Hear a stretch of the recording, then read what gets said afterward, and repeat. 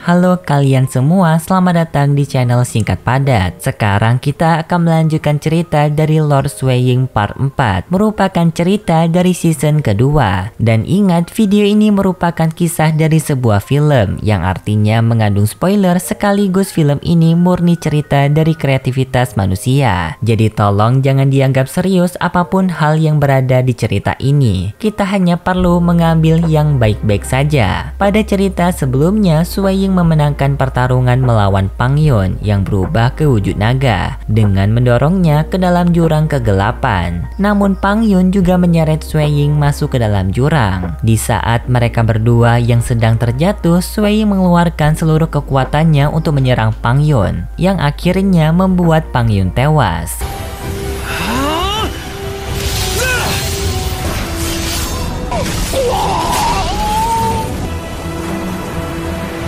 Swaying mencabut salah satu sayap Pang Yun untuk dijadikan sebagai parasut. Namun sayap itu tidak bertahan lama mengakibatkan Swaying terjatuh yang untungnya tidak terlalu tinggi. Sedangkan di atas jurang terlihat semua orang sedang bersedih setelah melihat Swaying masuk ke dalam jurang kegelapan, terutama adiknya Swaying yaitu King Shi. Tetapi ia masih yakin kalau kakaknya tidak akan tewas dengan mudah. Tidak lama kemudian tiba-tiba saja ada seorang pria datang melalui portal dimensi. Pria ini bernama Kyubai. Walaupun terlihat muda, ia merupakan orang yang memiliki tingkatan transcendent, yaitu sebuah tingkatan paling tinggi di bawah dewa, yang dipastikan setiap orang yang berada di tingkatan ini memiliki kekuatan sangat besar. Kedatangan Kyubai sendiri ada dua alasan. Pertama, ia mencari Jingko karena ia khawatir terhadap Jingko yang belum pulang dari sekolah akademi sihir. Sekaligus ingin menemui Swaying karena ia mendengar Swaying ini merupakan orang yang hebat. Namun sangat disayangkan, Kyubai harus mendengar kalau Swaying telah terseret masuk ke dalam jurang kegelapan. King Shi pun meminta tolong kepada Kyubai untuk menyelamatkan kakaknya. Kyubai menerima permintaan King Shi dan ia mencoba membantu dengan memanggil teman lamanya, merupakan seekor naga yang tinggal di dalam jurang kegelapan. Namun sangat disayangkan sang naga ini tidak tahu dan ia menyampaikan jika ada seorang manusia yang jatuh ke dalam jurang kegelapan, maka kemungkinan besar ia akan tewas. King Shi yang mendengar itu semakin sedih dan mereka sekarang hanya bisa berharap Swaying baik-baik saja. Berpindah di dalam jurang kegelapan setelah Swaying terjatuh dari ketinggian, kondisi tubuhnya sekarang memprihatinkan. Dan ditambah lagi Swaying mendapatkan serangan dari makhluk kegelapan yang tinggal di sana.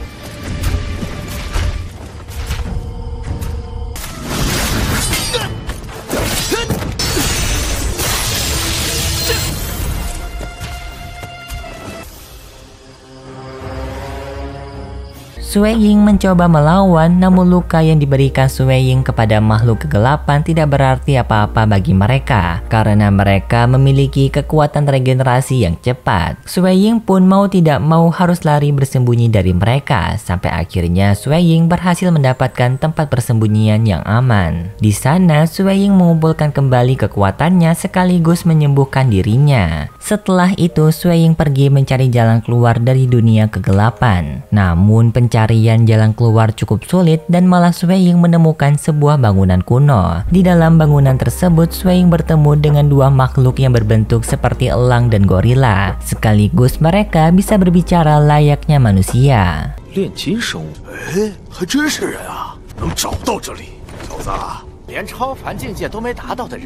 Swaying pun menanyakan kepada mereka di mana jalan keluar dari dunia kegelapan ini. Untungnya sang gorila tahu jalan keluar yang dimaksud Swaying, dan sang gorila akan memberitahu kepada Swaying apabila ia bisa mengalahkan mereka berdua dalam bertarung. Swaying pun menerima tantangan tersebut dan Swaying langsung bertarung melawan mereka berdua. Berpindah tempat di kerajaan Mo, yaitu tempat yang mengurung kedua orang tua Swaying. Di sana para petinggi sedang berkumpul bersama pemimpin mereka yang bernama Patriarki untuk membicarakan kematian Swaying. Namun bukan untuk berduka cita karena di sana Patriarki lega mendengar berita kematian Swaying. Jadi mereka tidak perlu lagi merasa khawatir akan ancaman Sui Ying yang ingin menyerang kerajaan Mo, karena mereka telah menculik kedua orang tua Sui Ying. Ditambah lagi ada seorang kakek tua Bei yang memanas-manasi untuk tetap waspada kepada King Shi yang kemungkinan akan mengganti rasa balas dendam Sui Ying.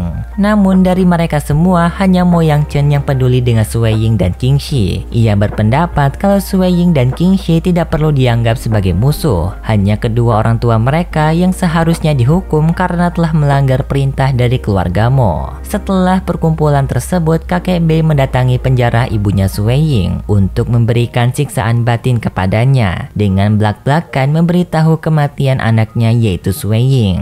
Jadi kakek Bei ini sangat membenci ibunya Sui Ying akibat ibunya Sui Ying menolak perjodohan yang telah ia atur. Kakek Bei dengan kejam tidak akan membiarkan ibunya Sui Ying mendapatkan kebahagiaan lagi. Kemudian Mo Yang Chen melihat kakek Bei keluar dari penjara dan ia menyadari kalau kakek Bei ini telah melakukan hal buruk kepada adiknya Xiao Yu, yaitu ibunya Sui Ying. Jadi Mo Yang Chen dan Xiao Yu ini merupakan kakak beradik. Benar saja dari dalam penjara terjadi ledakan es yang berasal dari ibunya Sui Ying karena ibunya Sui Ying menyalahkan dirinya sendiri atas kematian anaknya. Ia merasa dirinya telah gagal menjadi seorang ibu. Mo Yang Chen dengan segera menolong adiknya, sedangkan Sui Ying sendiri masih berusaha melawan makhluk gorila dan elang, yang dimana pada pertarungan ini Sui Ying benar-benar menghabisi banyak sekali tenaga.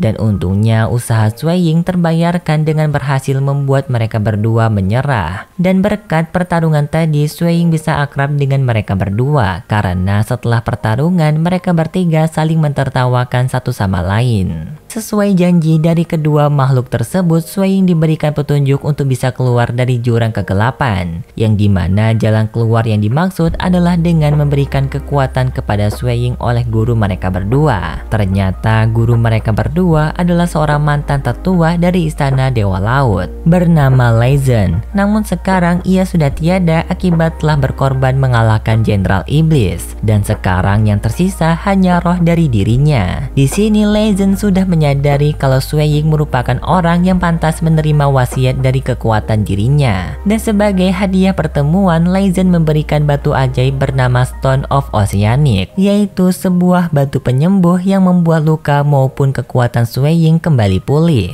Selanjutnya, Lei Zhen memberikan hadiah utama kepada Sui Ying, yaitu kekuatan rahasia miliknya. Namun kekuatan ini tidak bisa ditelan mentah-mentah oleh Sui Ying, karena untuk mendapatkannya, Sui Ying harus mempelajari sendiri teknik-teknik dari kekuatan itu melalui buku yang diberikan oleh Lei Zhen. Tak disangka Sui Ying dengan mudah dapat mempelajari semua teknik yang telah diberikan dengan cara semua konsentrasi milik Sui Ying berfokus untuk mempelajarinya melalui meditasi. Sekarang pun Sui Ying semakin overpower, yang awalnya memiliki kekuatan elemen api dari darah kunonya sekarang bertambah dengan hadirnya kekuatan elemen air yang berasal dari Master Lei Zhen. Dan lagi berkat pemberian teknik bertarung, sekarang tubuh Sui Ying berevolusi menjadi transcendent, yang membuat tubuh Sui Ying meningkat seperti kebal dari senjata manusia, dapat berubah bentuk menjadi air, api, dan bahkan makhluk hidup lain. Sekaligus juga umur Sui Ying akan bisa menembus ratusan tahun. Kemudian Master Lei Zhen mengucapkan selamat tinggal kepada mereka semua karena tugas terakhirnya telah selesai, yaitu memberikan wasiat kekuatan kepada orang yang pantas, yaitu Sui Ying. Jadi ia sekarang dapat beristirahat dengan tenang. Selanjutnya Sui Ying mengajak makhluk gorila dan elang untuk ikut bersamanya pergi ke dunia manusia. Dan setelah itu Sui Ying terbang dengan berubah wujud menjadi cahaya. Sampai akhirnya Sui Ying dapat menghirup udara segar dengan berhasil kembali ke dunia manusia. Dan ia pun kembali ke rumahnya, yaitu Istana Elang Salju.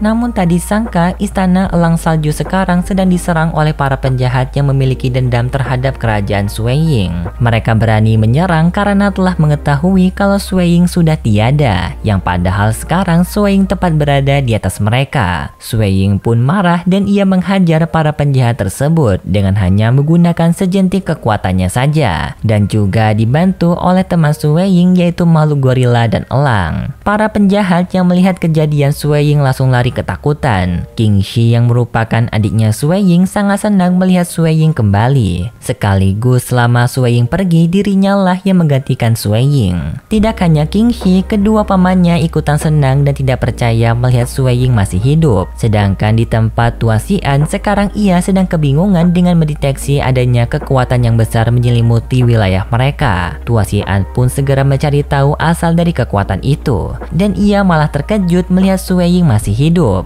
Dengan kembali ke istana elang salju, Tua Xian bertambah kaget karena ternyata kekuatan yang menyelimuti wilayah mereka berasal dari Sui Ying. Dengan segera Tua Xian pergi ke istana elang salju untuk memastikannya. Sedangkan di dalam istana elang salju, Sui Ying berkumpul bersama keluarganya untuk melepas rindu, dan ia juga sedikit menceritakan tentang kejadian yang berada di dalam jurang kegelapan, termasuk memberitahu kalau Sui Ying ini sudah berada di tingkatan transcendent. Setelah berbincang-bincang, Sui Ying berjanji kepada mereka kalau malam ini kedua orang tua mereka akan hadir, karena ia sekarang mau pergi ke istana Mo untuk menyelamatkan kedua orang tuanya. Dan di saat Sui Ying pergi ke ruang tamu, Sui Ying bertemu dengan Tua Xian yang menyambut kedatangan Sui Ying dengan sukacita. Begitu juga Sui Ying.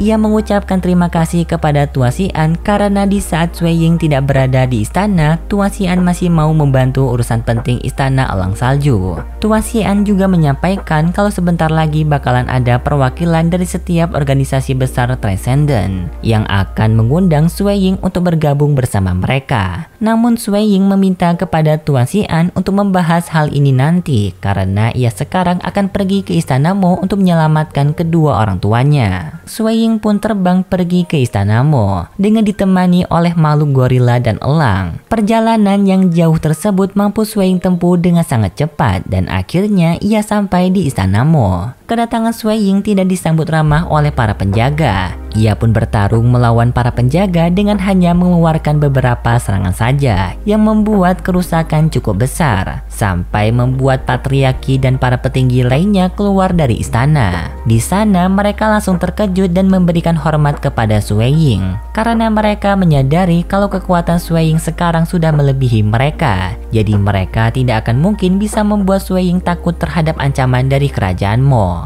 Tanpa basa-basi, Sui Ying meminta kepada mereka untuk membebaskan kedua orang tuanya. Dan dengan segera patriarki menerima permintaan Sui Ying. Orang tua Sui Ying pun akhirnya dapat bebas dan bertemu dengan Sui Ying. Sui Ying pun sangat senang, namun di saat yang bersamaan juga ia sangat marah karena melihat kondisi dari ibunya yang begitu lemah. Patriarki menyalahkan kakek Bei yang telah melukai orang tua Sui Ying selama ini. Dan di sana kakek Bei dibuat begitu bersalah oleh patriarki atas penyiksaan kedua orang tua Sui Ying. Kakek Bei yang merasa dijadikan kambing hitam sangat marah. Ia pun berniat mengeluarkan serangan rahasia untuk menyerang mereka semua. Untungnya Sui Ying dengan mudah dapat menghentikan kakek Bei dengan hanya satu kali serangan yang membuatnya tewas seketika. Semakin lama Sui Ying berada di tempat ini, Sui Ying merasa jijik karena sikap para petinggi kerajaan Mo yang saling menyalahkan satu sama lain. Tetapi hanya Mo Yangchen saja yang meminta maaf dan menyadari kesalahannya telah membawa kedua orang tua Sui Ying. Walaupun secara garis besar Mo Yangchen tidak terlalu bersalah karena apa yang dilakukannya berasal dari sebuah perintah dari patriarki. Sebelum Sui Ying pergi dari sana, ia menyampaikan kalau urusannya bersama keluarga Mo masih belum selesai. Jadi apabila sekali lagi kerajaan Mo mengacaukan kehidupan Sui Ying bersama keluarganya, maka ia tidak akan segan-segan memberikan hukuman yang belum pernah mereka rasakan. Setelah itu pun Sui Ying bersama kedua orang tuanya pergi dari kerajaan Mo.